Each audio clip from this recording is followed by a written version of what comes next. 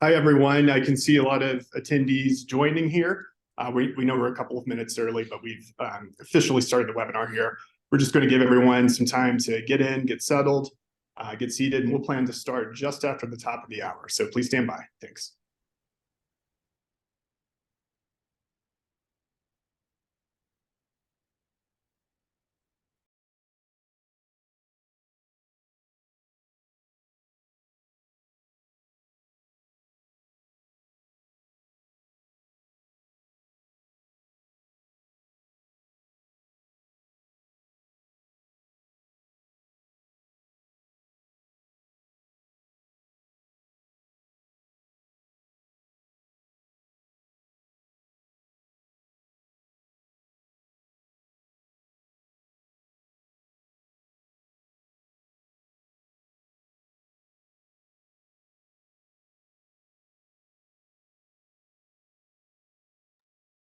Once again, if you're just joining, we're going to give everyone a couple more moments to get settled, to come in. I see a lot of people are still joining the webinar, and that's great. So we'll get started very shortly. Thank you.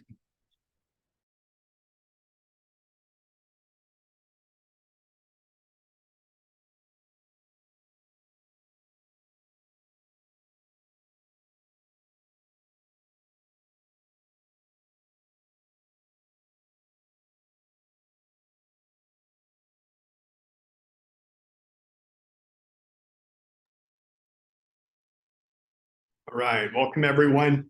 Again, some people still joining, but we're going to go ahead and get started. We've got a lot to talk about today, a lot of good content and good discussion to have.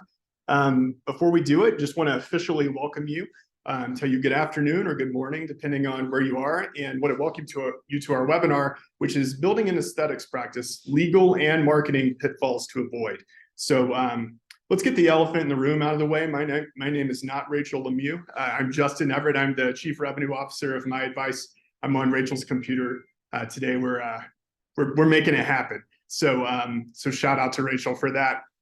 I'll be leading the discussion today, moderating, but the real stars of the show here and the two individuals you'll learn a lot from today are Michael Antozzi of MyAdvice and Sara Schickman of Lengea Law. The idea today is really to come at this with a totally open mind and a thirst for knowledge, to say, when you're starting an aesthetics practice, what should you keep your eye on? And those, even if you're not new, I think there's going to be a lot of content here that really makes sense for you and is really helpful. Just things in terms of best practices with how you go about marketing the business, legal standards and, compliance with those things that you need to be aware of there. So it should be a really, really robust discussion today. These are two thought leaders for sure in their spaces. And with that, I want to give a quick introduction. So let's start with Michael. So Michael Antozzi, he's got 15 years of experience helping practices just like yours grow. And growth can mean a lot of things, where it's saving them time, earning more profit, helping them to be more competitive in their markets. You may have seen Michael before. That wouldn't be a surprise. He's all over the place speaking to practices like yours. He's spoken at the Aesthetics Show, the American Brazilian Aesthetic Meeting, California Cosmetic Surgery, and many, many other medical conferences. Also, want to welcome Sara to the discussion today. So Sara is the managing partner at Lengea Law. She's got over 15 years of experience as a healthcare lawyer, an entrepreneur, and an author. Sara wears a lot of hats, guys. She's also the creator of MedSpa Confidential. It's a bestseller on Amazon that provides guidance on how to start, grow, and sell a medical spa business. Sara's helped hundreds of healthcare, tech, and beauty businesses navigate what can be a really, complex set and landscape of legal and regulatory concerns. That's everything from negotiating contracts, protecting intellectual property, and securing funding. Sara has also led several multi-million-dollar ventures, including an e-commerce company that achieved 13 million plus of revenue in 2 years, a medical aesthetics practice that expanded from 1 to 12 locations, and over $13 million of annual revenue. So if that sounds like a mouthful, it's because these people really know what they're talking about. There's a lot of experience in the room. I encourage you to take advantage of it today. Before we get started and have these two share with us, just a housekeeping note. One thing is, if you need to leave, understood. We're planning for this discussion to take around an hour, but we want it to be interactive. We want to hear from you. And if you need to leave, that's fine. We're planning to send a recording of this to you after the fact. No problem. We'll plan to do that. But also, please take advantage of the Q&A and the chat functions that are on your screen. We'll save those questions to the end, but we'll make sure we dedicate time to having just some real-time feedback on things that may be on your mind from our experts in the room here. So I don't know, Sarah and Michael, I don't know a better place to start here than at the start. So let's do that. And I'm going to pose a question to both of you guys, and we'll go from there and see where we take this. But Sarah, I would say one thing that would be really helpful for our group to know is, when you're starting this business, what are some of the first handful of things that you think are really important for people to consider and to know? Yeah, great question. And thank you. I think the first thing to think about is, for most people starting this business, and when I say this business, it's a medical spa, IV hydration business, wellness business, mental health business. You have to realize that you're starting a medical practice. You can call it whatever you like, but at the end of the day, because of the regulations, what you're starting is a medical practice. And because of that, it has to be legally set up as a medical practice. And that means different things in different states, but having the right legal setup from the beginning is so much better and so much cheaper and so much more straightforward than calling us, several months down the line or several years down the line, having to restructure if there's a problem, an investigation, or if you're trying to sell your practice. So that's the first thing, legally. That's great, Sarah. Thanks for that. When you and I were speaking yesterday, we were doing some preparation for today. One of the things that I know you brought up was the notion of how we should think about bringing on partners or bringing on staff early on in this process. What's your opinion on that? What's your point of view on how to best approach that as a business owner? Yes, I think the best way to approach it as a business owner is to keep things as simple as possible when you start. And to think about, if you're going to bring on a partner, it's like getting married to someone, and you want to date someone before you get married. And so you don't want to just bring on a partner without having worked with them. You don't want to bring on a full-time employee until you really know this person and you're sure about hiring them. And you don't want to have this big menu of services until you really know what you're going to be focused on and good at. And I think Michael can really speak to this too, even better than me, in terms of really keeping things simple, having a great website and online presence for the things that you're focused on to start with, as opposed to trying to be like the Walmart of all things, which is really hard. Michael, just masterfully teed that up for you. What's your take on that? Thinking about, and if you would go back and answer that question too, where would you start thinking with the marketing hat on how to go establish yourself and where to focus first, maybe? So this is a question that I get asked a lot, and it's actually funny because even when practices have been well established, it's so often I see that the beginning is missing. And so, kind of like as Sara had said, where it's just important to set things up the right way on the legal framework side, the same very much applies to really cultivating a web presence to ultimately help to make your practice to grow. And I see this a lot with practice owners is, they're just getting started, and maybe they think to themselves, well, hey, I'm going to post a lot on social media, or I'm going to actually do some ads online, or whatever else that might be. Those are actually not the first things that you ever should tactically think about when you're really looking to build a marketing strategy to help your practice to grow and to earn revenue and to convert revenue. It's kind of a side note of myself. I'm actually on peptides right now. So for those of you who are watching there in the wellness space, I feel like I have a little bit that I can relate to this. My background is I'm 39 years old. I'll be 40. I've got 2 young boys. I'm trying to age a little bit younger, as they say. And, when I was talking to my doctor, she was asking me a lot about my lifestyle, and I'm telling her, well, I don't smoke. I don't really drink all that much. I've got 2 kids, and so I don't really go out and party. We eat clean, though. I work out a lot. And she had said to me, hey, you're likely to do very well on peptides because a lot of that foundation is there. Okay. Now let's flip it around on the other side of the coin. And maybe if I smoke and I drink and I party my face off and I all of a sudden came to my doctor and said, hey, I want to feel better with peptides. For those of you who are even watching this, that you serve patients, I'm sure you've all seen that type of a patient. You're probably thinking you're crazy. Like, you need to fix some things internally and set things up the right way if you really want to grow well. So just how there's a lot of synergy with like wellness and lifestyle, the same really applies to really how you're building a web strategy, how you might be building a legal framework as well too, where you really have to set so much of the foundation in place. So generally speaking, when we talk about foundation, we're talking websites are not dead. You have to have a great website because it allows you to understand things like KPIs, your key performance indicators, just more granularly speaking, understanding your data, where people go to, where they engage with, how long they spend on specific pages for, where leads come in. It's really, really important that you understand your data. And I'm sure that Sarah could even talk a little bit more about that as well, too, on the legal side. Getting great reviews online. So many of our practices are very word of mouth and referral driven.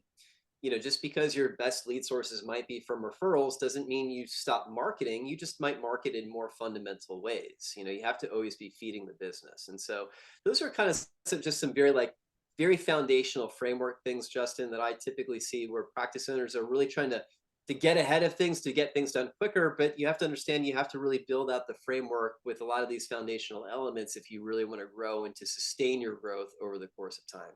I think that that's great advice, Michael. And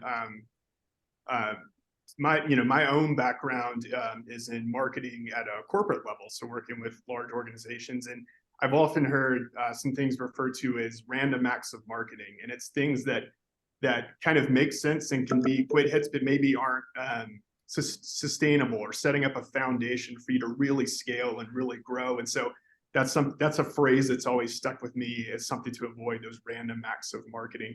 And Sarah, I don't know if that exists on the from a legal perspective, if there are things that you could put in that kind of bucket, but I think it's an interesting concept to make sure the foundation is there. I actually have a question for Sarah, because Sarah, something you had just mentioned, and I'm kind of curious to know this as well too. But you had said, when people don't, you're establishing a medical business.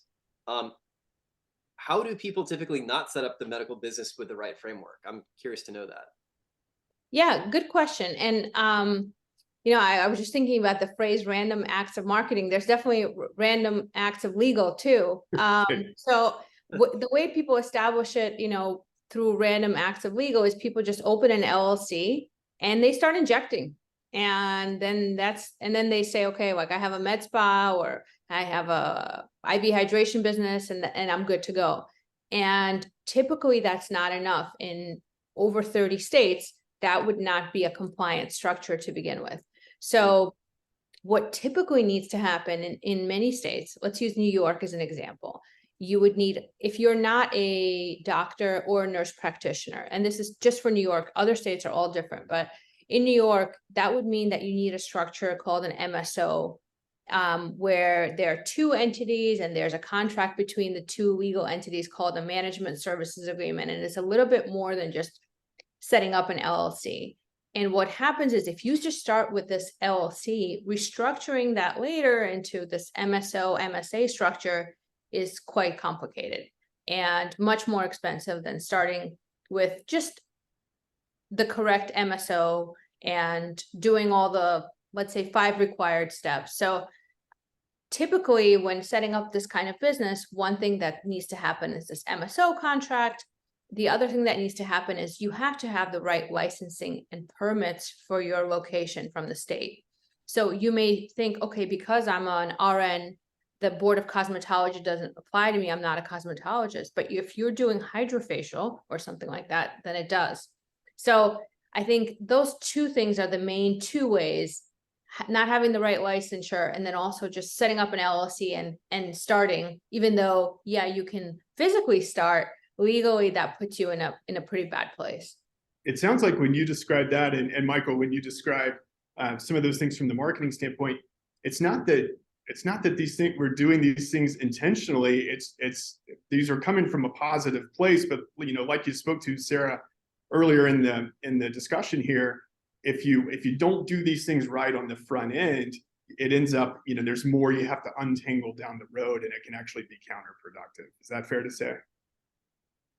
Yeah. And I think it hurts you more if your business ends up being successful. So if you're setting yourself up to fail, and at the end of the day, you're never going to get an investor and you're just going to go out of business, then at the end, like, no one may realize you were set up incorrectly and you just sort of phase out. But that's not really what we're going for here, right? Like, we want everyone on this call to be successful, to get private equity, to sell for millions of dollars, to provide for your friends and family, you know, whatever it is that your goal is. And for that, you really need the right base. And that's like the right marketing base and the right legal base from the start. Yeah, that makes a lot of sense. Guys, I wanna you know, go tangential to that a little bit and ask you guys questions, but real quick, I noticed we've had a few people join since we first got started. So want to remind everyone, we are recording this if you need to attend to something else before we get to the end of the discussion. We'll send you a recording of that. But also, if you have questions, if you have comments even, we're going to try to address those at the end. So use either the chat or the Q&A function. Happy to get to those and see what we've got in a bit. So getting back to where we were, you know, there's this energy and this excitement about this new thing we're all doing. How, you know, these things you're recommending, Michael and Sarah, how long do these things take to get into place, to get going? Because it sounds like it really is important for us to pause and take a deep breath and make sure we're doing things the right way. Sarah, you know, from your perspective, what kind of timeline are we looking at? From a legal perspective, I think the ideal, if you have the time, I would say 3 to 4 months is what it typically takes for a complete legal setup from beginning to end. Yes, we can rush it. Yes, we can have something done in a week if you really need us to, in most states.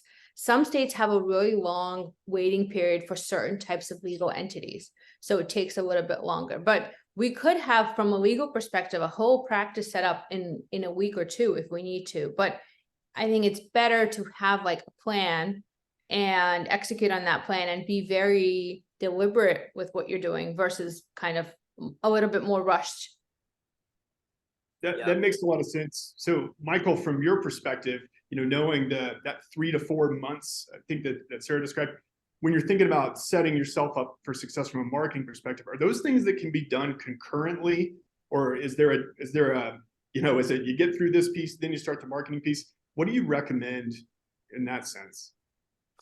Well, I would say, I mean, there's always going to be different timelines in terms of when you start your legal framework and getting that going to then when you start to implement a marketing strategy. And I would say that that's definitely something that you want to have a consultative with each of your experts who you might be working with. But what I will say is that when you are really just getting your practice going, you don't want to think to yourself, hey, I'm opening up my doors. Where's my marketing infrastructure? Like, you really have to start that planning process, depending upon how competitive your market might be, at least 3 to 4 months in advance.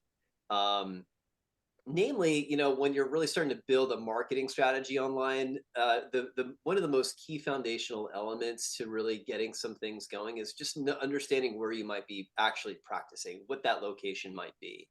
Are you in a build out process?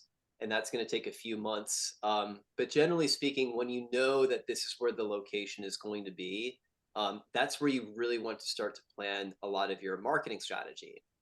Now, the one thing about our approach here at MyAdvice is that we really believe that philosophically, like, a lot of your marketing has to meet you with where you're at on the business side. Maybe you're just getting a few things going. You know, that can maybe mean a website. That can mean aligning what we call your listings online.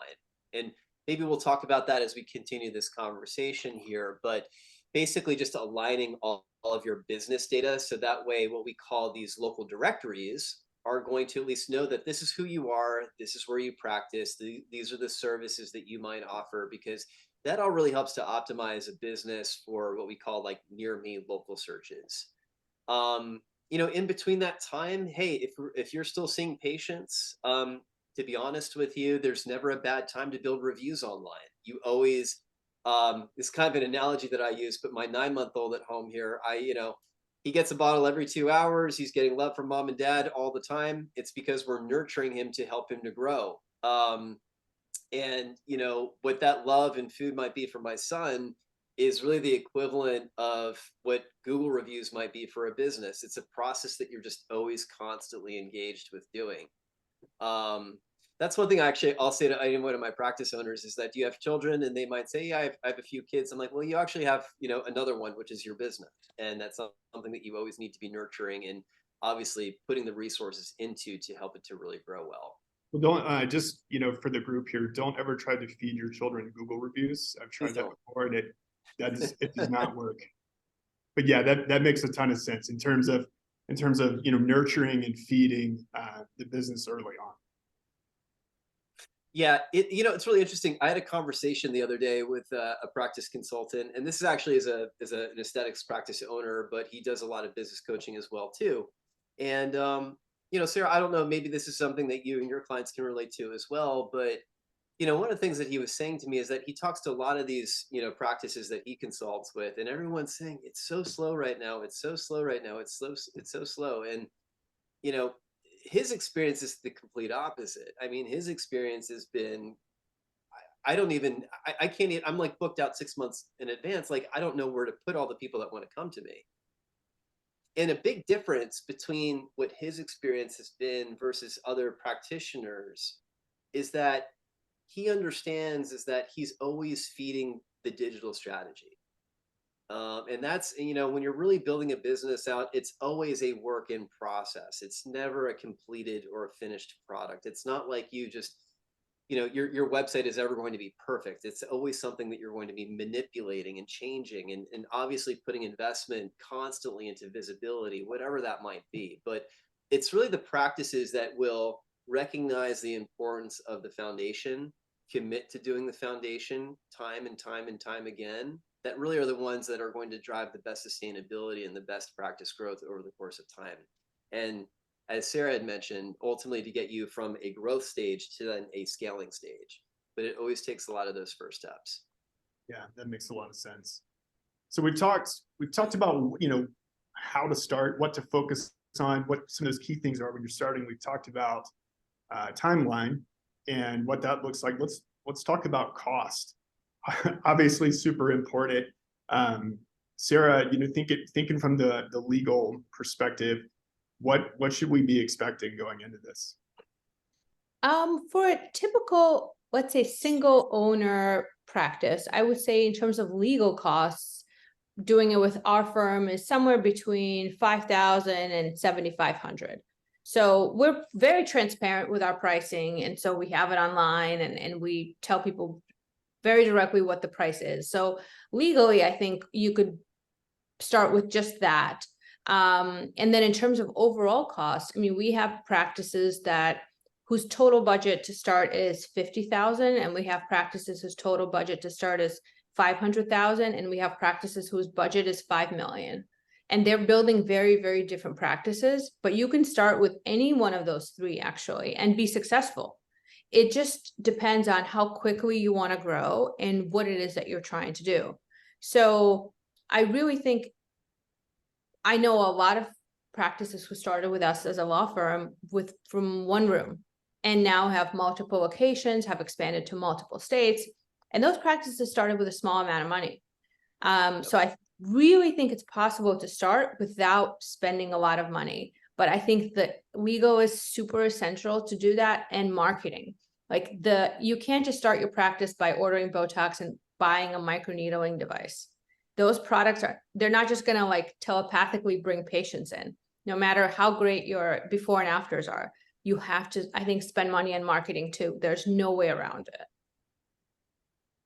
So Michael, what's your take on this? Yeah, go for it.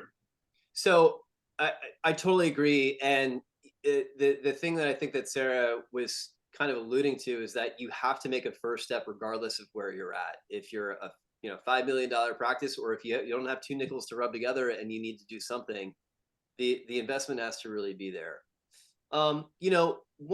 One thing that's kind of unique about the way that we will kind of work with a variety of different budgets, but really help to make practices grow over the course of time.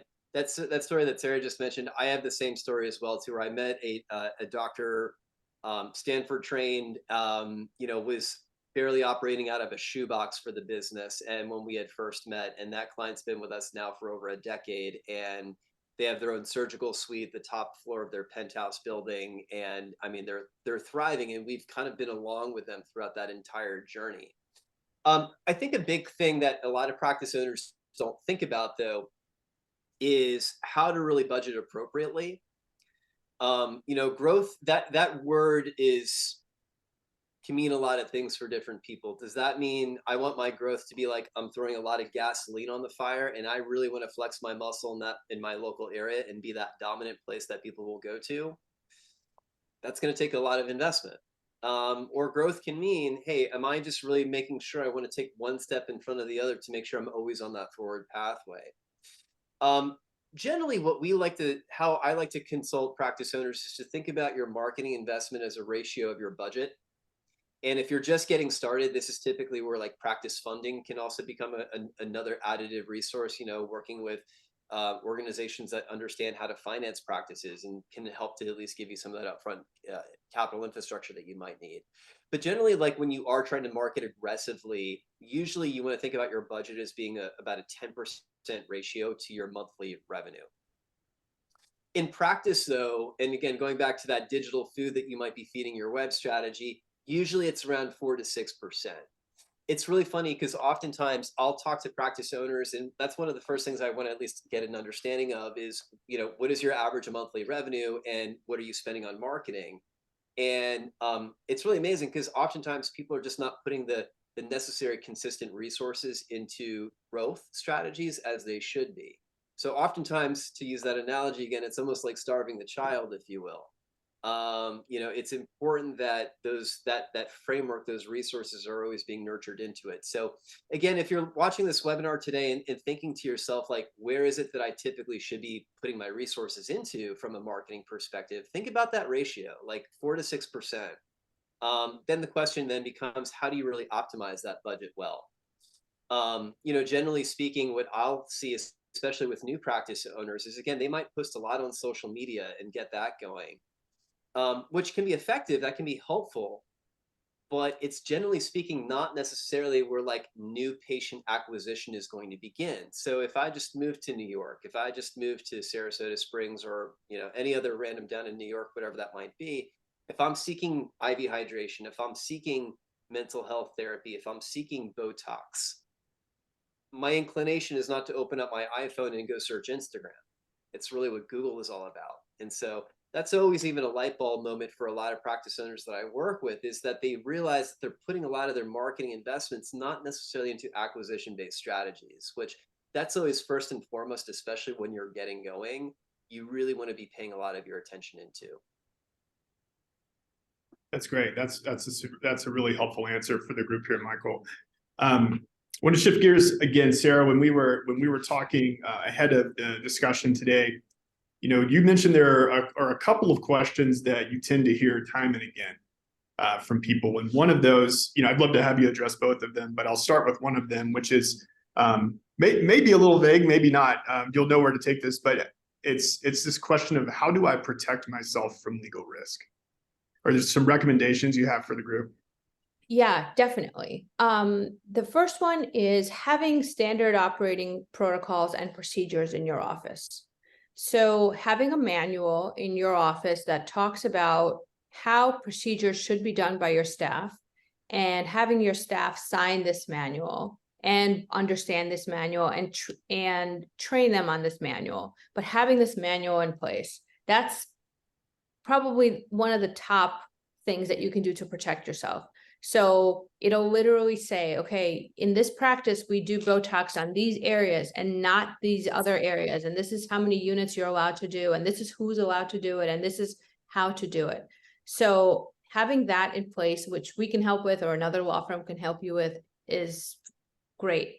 The other, Sarah, is that just to keep things under control, and so there's consistency in how you're operating and serving?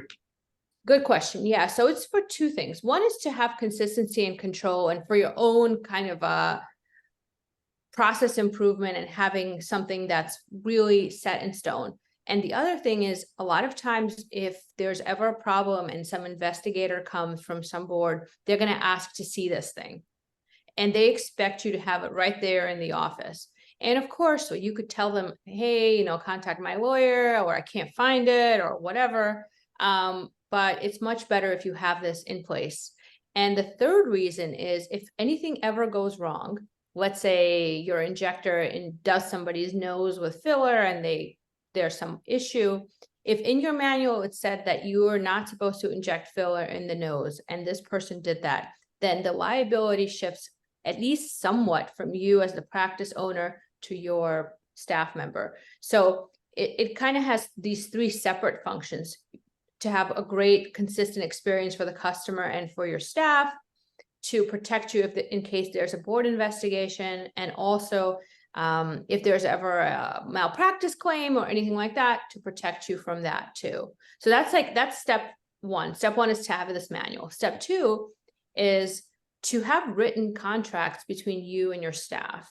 So even if they're independent contractors, even if they're your friends, even if they're your family, even if they're your informal business partners, you have to have it in writing. Even if it's one page, it's better than nothing. So we see so many times somebody leaves and there's no, non-compete or non-solicitation, or there's a dispute about pay, or there's a dispute about how much each partner owns. And a lot of it could be avoided if there was a nice, clear contract. And the third piece of paperwork is the paperwork between you and the patients. Having consents that are really comprehensive and that really talk about all the possible risks and that are easy for your clients to understand. And with some of these newer treatments like semaglutide, as new adverse events come out or contraindications, making sure that your consents really cover those things and not just come from the internet somewhere. That's, I think, really important. And with things like text message marketing, you have to have a written consent from your clients to market to them in this way. So that has to be included too. So just these small things can get you in trouble from the patient consent side. I have actually a follow-up question to that, Sarah, if you don't mind. I'm sorry, not to steal the thunder here. One thing that I get asked all the time is, one of the best valuable assets on a website is a before and after photo gallery, showing, great cases, the quality of the work that's being done. How would you advise a client to really set up the proper infrastructure, legally speaking, just for patient consent? Is that a direct thing that the patient needs to have a separate form for? Is that something that can be included within just like onboarding documentation from the patient side? Can you maybe speak a little bit to that if you could? Yeah, so I think in your basic consent form for, let's use Botox as an example, you could have a little section that says, we're going to use your pictures for internal training purposes, X here if you don't want us to. So in the basic consent, I think it wouldn't be reasonable to also include a photo posting consent within the basic first Botox consent. A customer may have a good claim that may be confusing. But the way I would recommend to do it legally is after you treat the client, they have a great result. You tell them, wow, you look amazing. This is fantastic. I would love to post this picture of you on our social media and website. Here's our social media consent. So having them sign this separate consent, either once you see their great results and they're very happy, or as part of your intake process if they want to. But I would definitely recommend having that as a totally separate consent, and to also make it clear that you're not compensating them and that you're going to use it on your website in perpetuity, and don't put any limitations on it. Good insight.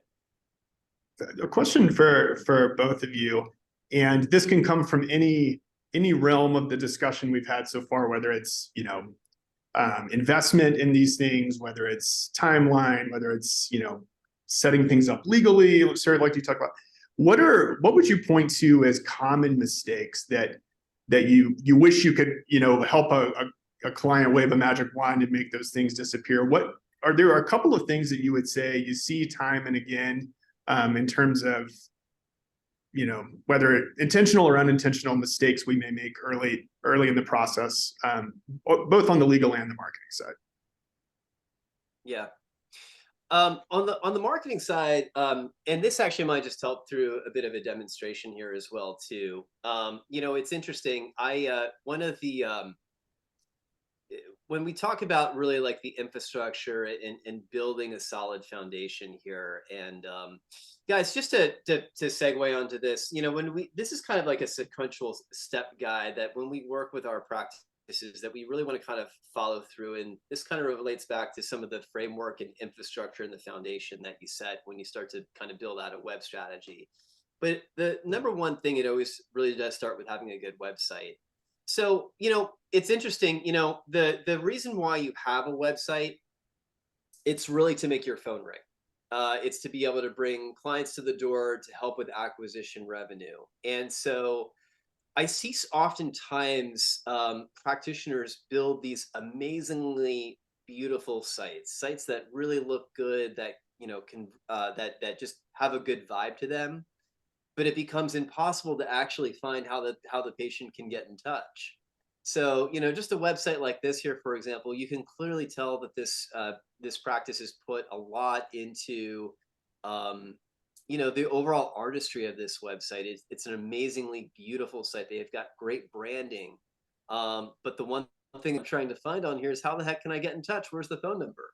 And the phone number, which is like the main piece of call to action detail, is nowhere to be found here on the website whatsoever. And it's amazing, from a patient side, when people look at this and they're like, gosh, this is so great. Like, I would love to go here. How can I get in touch? And they can't get in touch with you. Imagine how much of that stock and energy you've created into creating like a very beautiful presentation that's just not really moving the needle forward for you. Imagine just buying a brand new Porsche or a high-end car without filling it up with gasoline. So it's really important that a lot of the conversion elements are really in mind. So when we build our sites, we really build websites really with that mindset as well too. Hey, like, it really doesn't matter where you go. It's always going to be very, very easy for a patient to just simply have that phone number right there, and they can get in touch with you.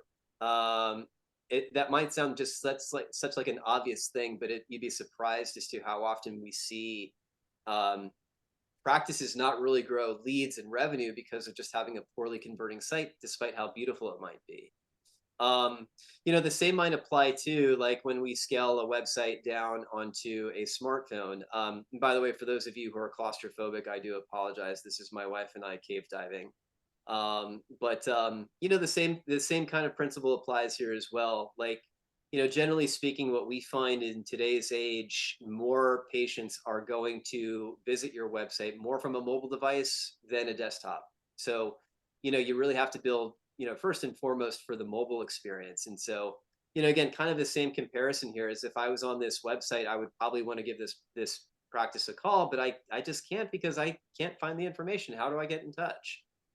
So even simple things, like, hey, mobile click to call, where we can just simply click on a phone icon and connect it directly to the business's main line, is really going to serve you well in terms of just maturing more lead flow.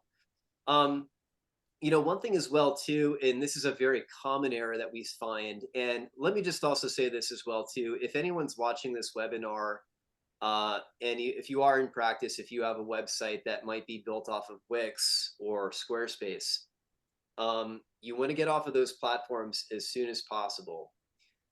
Namely because the infrastructure of those platforms really don't support some of the needs that a healthcare business has to have with its website online, specifically ADA compliancy. In the medical spa space, AmSpa has put out literature about this. In the plastic surgery space, ASPS has put out literature about this. But basically having means where we can go to a website, and just how you might have a ramp that leads up into your office's location. Your website also needs to cater to people that might have a disability. So, being able to, look at this website, and if it was too bright for my eyes, being able to darken the contrast, or I can say increase the text size. What Sarah was talking about earlier with just really setting up a lot of the legal framework right. Anybody can establish an LLC and start injecting, but that doesn't necessarily mean that's what you should do.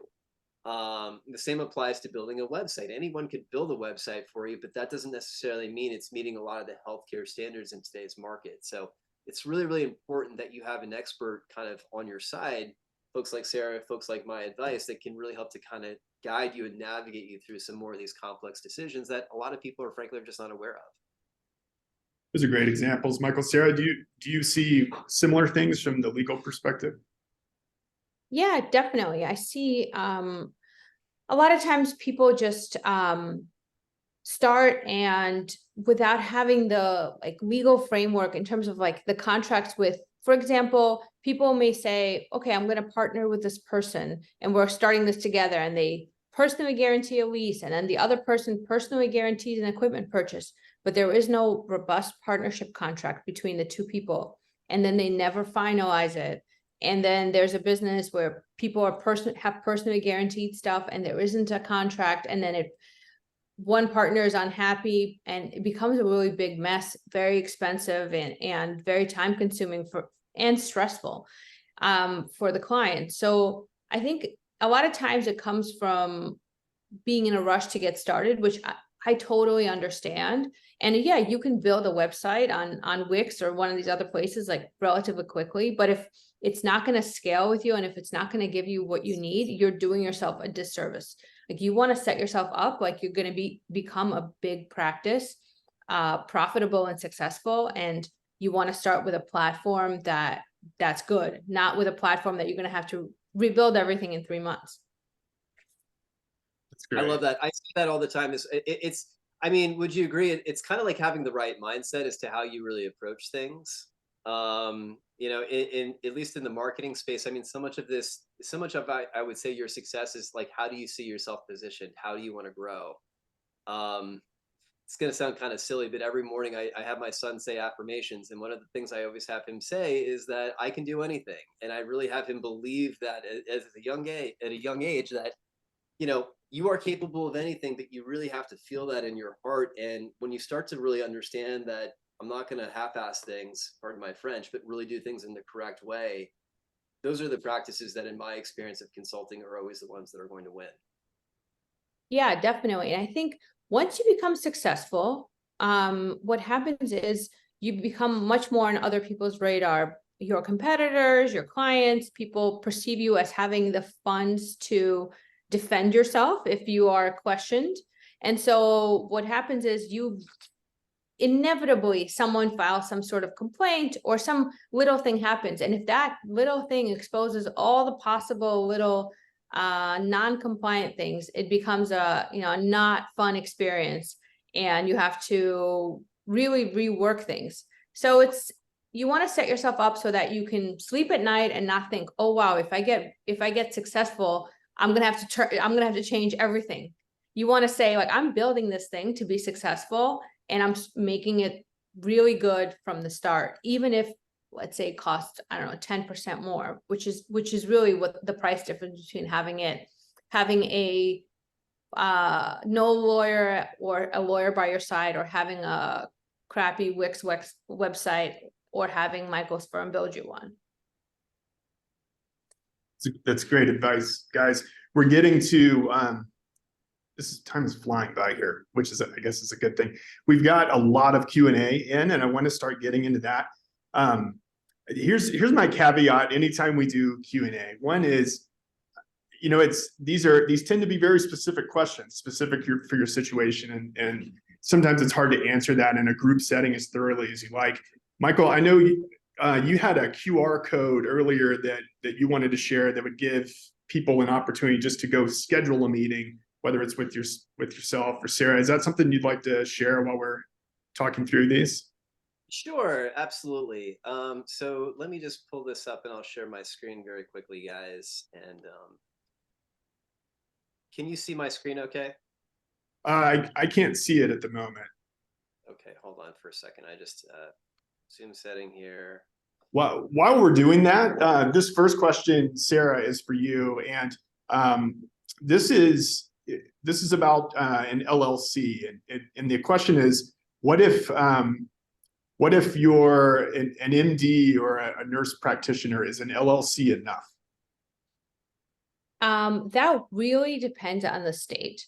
So it depends on which state you are organizing your business in. In some states, you could be a business person and open this as an LLC, like a state like Ohio or a state like Florida. In some states, even if you're an MD, you can't just open it with an LLC. You need a professional entity, which is not an LLC. So it's really a state specific question. I would say for questions like that are like really specific to a structure or a state, just if you're not a current client of ours, book a consultation with us. If you are a current client of ours, just schedule to speak with your team, because these questions are super specific to what state you're in as well. This is from the same individual who asked this, and this may be a follow-up to this, so I'll ask it. If you can address it, great. What if you just have an office that does medical aesthetics and you don't plan on someone buying it in the future? Yeah, so good question. So even if you don't plan on someone buying it, and you're doing medical aesthetic, it should still be set up properly as a medical aesthetic clinic. Because what happens is, as soon as you have an upset customer or an upset competitor or an upset ex-employee, and one of those three will happen, guaranteed within your first 2 or 3 years of operation, no question, they're going to look and try to find anything wrong with your business and try to file some sort of report with some government agency. And then they're going to come in and ask you, okay, let's see your formation paperwork, and let's see how your flow of funds is, and let's see your protocols. And if you don't have any of these things, or they're not compliant, you're going to get into a lot of trouble. So even if you have no plans to sell, it's just a good practice and much cheaper over time to do it compliantly from the beginning. Makes sense. Michael, any luck with your screen? I'm just going to continue asking questions. For sure. And so while Justin, why don't you continue to do this here? So guys, this is some action detail here, with Sarah's group, as well as here with MyAdvice as well. As you can see if you're looking at your screen to your left-hand side, this is just some information about Lengea. And obviously, if you would like to book a consultation with Sara, if you take out your phone and go to the left-hand side of your screen, that is her QR code there that integrates directly into her calendar. Sara, I don't want to misrepresent anything that we're seeing here. If you would like to maybe just tell folks what they're looking at on that screen. Sure. Yeah, thank you. So the way we work is we have a couple of different membership programs, but in essence, the way it is you get access to a bunch of legal hours with us and a lot of templates. And you basically have an attorney on call for your business. So whether you're just starting or you have an existing business or you're selling your business, it's a package of legal hours, and we give you a discount on the hourly rates. And there are some things included as part of that. And it comes out to about an investment of $449 a month. It is paid annually, but again, it comes out to I think $5,300 or so a year. It's an investment, but I think it's worth it, and it's on our website. So if you have any questions, let us know, and you could always schedule that free consultation with the QR code. For sure, thank you.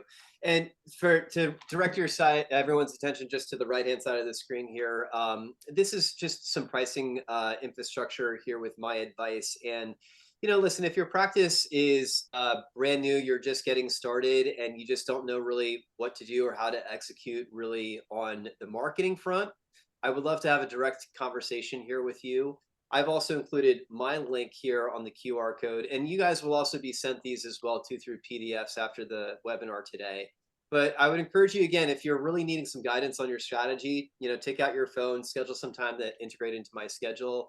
I unfortunately will not be available for Friday. I'm actually going to be at iSpan, but for those of you who are aesthetic nurses, actually Sara will also be there as well too. Hopefully we look forward to meeting you there in Texas.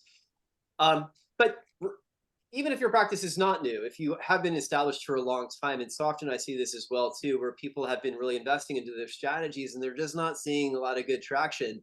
I want to have that conversation with you here as well too, and really kind of work you through a bit of framework and guidance in terms of really how to put you into the best revenue position, growth position as we finish this quarter, obviously, and heading into 2024. So again, these are links directly to both of our calendars with Lengea, as well as here, Sara with Lengea and myself here with MyAdvice. That's great, Michael. Thank you. Thank you for sharing those. I want to get back to some of the Q&A. So this is a question that might apply to both of you. So I'm going to ask it. Is it legal to offer clients rewards such as points or credits toward treatments in exchange for referrals? I could take the first part of this. There is a federal anti-kickback law, but that mostly applies to situations where you talk about either government insurance or private insurance. For most states, it is legal to offer some sort of reward to patients when no insurance is involved, but there are some states that prohibit it. So it's a state by state specific question. From a business perspective, I'll let Michael answer this, but I think it's offering rewards is great, of course. Yeah, I was going to say, when that is it legal? I'm going to defer right over to Sara, because that's definitely not my wheelhouse. But on the business side of things, look, absolutely. I mean, if you want your business to grow, and any practice that I talk to will tell me that their best lead sources are those that are being referred in. Now, whether you ask for an incentive, frankly, if you're doing really, really good work, I don't necessarily feel like that's something that you have to really provide that little bit of a carrot. It's amazing that how many folks that I talk to are just not willing to be very vulnerable. Trying to get a referral in, you might say something to the effect of, listen, my practice is just getting started. I've been around for a few years, but my vision of this practice is to really center this around my community, my people. Listen, if there are any folks that are out there that are like you, that do need this help, that need these treatment modalities, I would love to, have that conversation. Please feel free to, and you might have some referral cards that might be there at your front desk.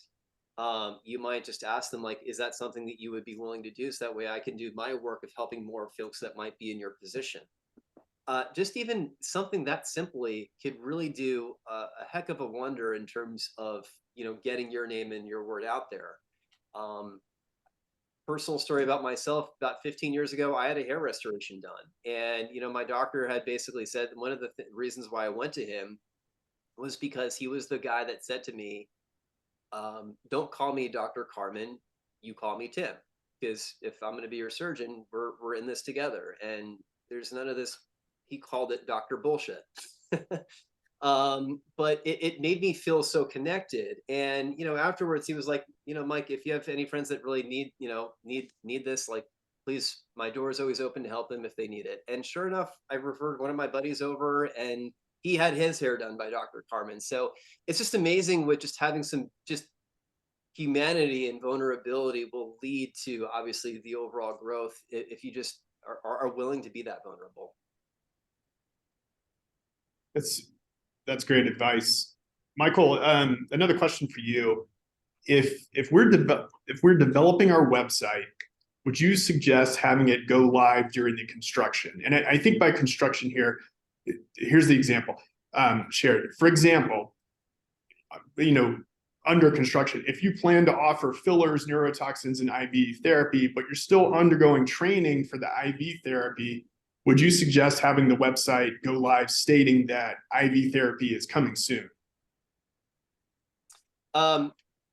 This might also blend into some answer with Sara as well too, on the legal framework of what you can and can't do. But I would certainly advise, the best transparency is always the best recipe to protect yourself. If you know that you're going to be offering IV hydration, that's not questionable, and you want to let that out there to be known that this is something that's coming soon, that's only going to help you just from a visibility perspective.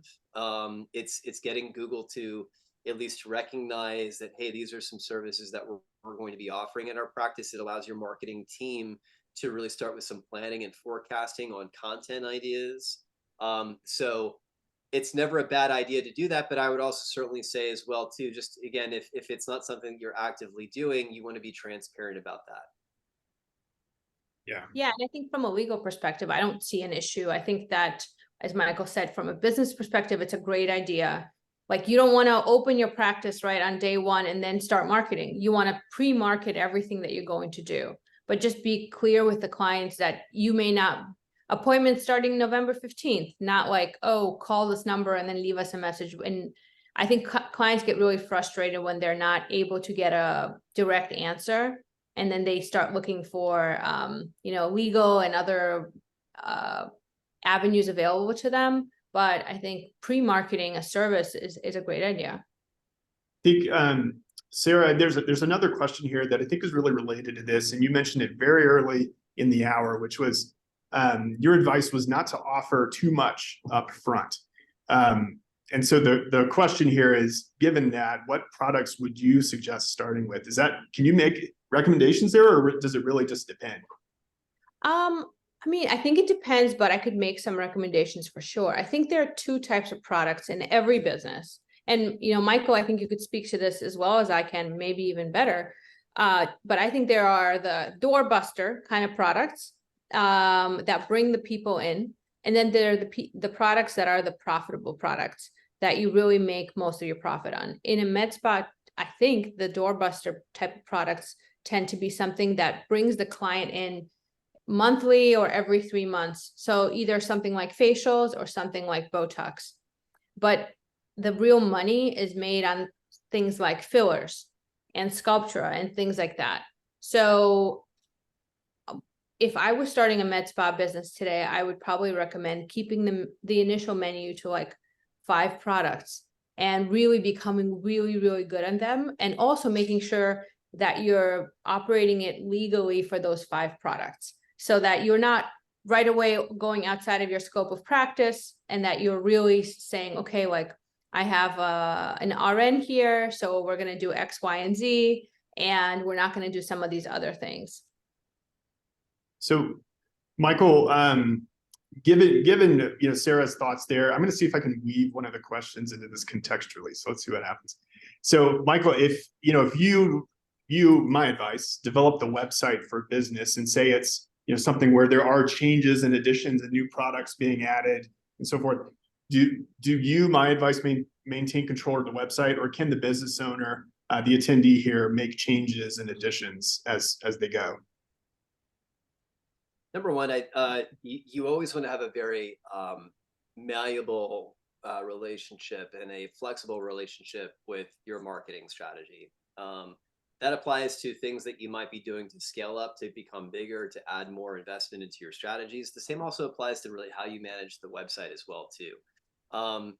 You always should have access to your site, to whomever I'd ask that question, because really Google rewards a lot of consistency with getting more traffic to a website, and that means being able to make changes to it. Do we have a few cases for our before and after gallery that we need to upload? Do we need to add a new service into our website? The speed of your business also is a predicate of how quickly you can just get information on your site. And so you always should have access to it. Now, when we work with practice owners, while we still give them access to edit things like pages, blogs, photo galleries, and things like that, we also kind of understand that most of our clients are not techies. Majority of clients, we even say, like, they didn't even do this to become a business owner, let alone operate a website. So we understand that, and that's why even when we work with our practices, we will always, help them with content maturation, making quick changes if they would like to. Generally speaking, like, we have changes done to our sites in less than a business day. It's one common thing that I hear a lot from other frustrated practice owners is they might say, I've emailed my guy 6 times and I still don't have that change done on my website. That really should never be the relationship that you find yourself in with your web strategizing. So it always should be a two-way street of you having the ability to make changes, as well as obviously rely on a team to do some of the heavy lifting as well. Thanks, Michael. We've got time for one more question here. This one is for Sara. The question is, can we assume that if a law office set up our business, that it was done legally within the state that the med spa is located? I think so. But I think it would just depend on who the law office was and what exactly they did for you. I can't really speak for any other law office. So, I would say, ask them, right? Send them, whoever set up your practice, send them an email and say, you set this up for us. Can we assume this is set up compliantly? I would think that as part of setting it up for you, that's what it would be. Great. Thank you, Sarah. So, I think, hopefully you guys still have more questions. We covered a lot of ground in an hour. I hope you liked this format. I think this was fun to have it be less of a presentation, more of just an expert panel, both between Sara and Michael. You've got two really great resources here. What I would encourage you to do is, click, scan the QR codes you see one on the bottom left, one on the bottom right of the screen, set up time to talk. That's, I know both of these individuals would love to do that, be happy to do that. I also, in the chat of the Zoom meeting, the chat function, I put both Sara and Michael's email addresses. So feel free to contact them directly, set that up.